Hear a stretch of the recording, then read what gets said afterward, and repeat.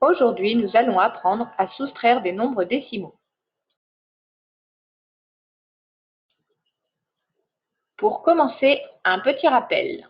Effectuer une soustraction, c'est calculer une différence.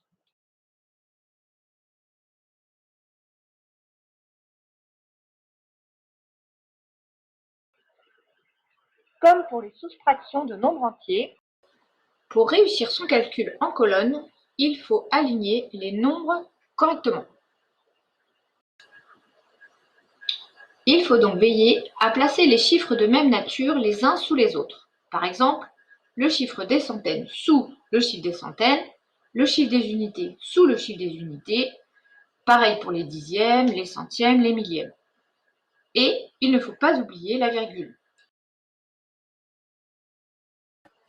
Petite astuce pour faciliter l'alignement.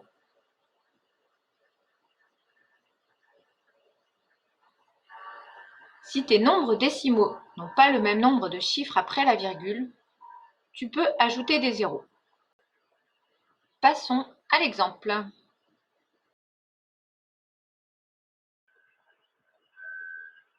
Prenons pour exemple l'opération suivante.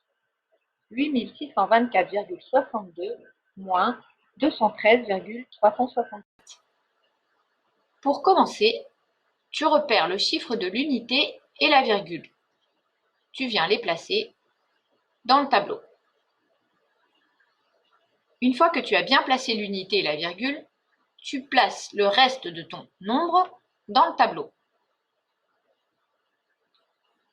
Ainsi, ton alignement sera bien réalisé.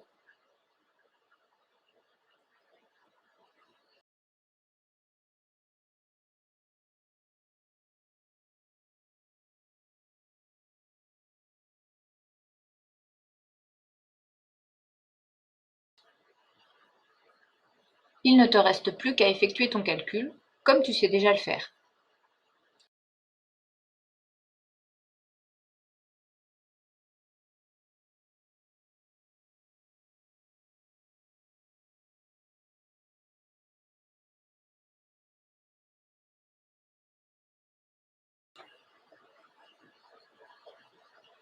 Pour conclure, aligne correctement les nombres en plaçant les chiffres de même nature les uns sous les autres.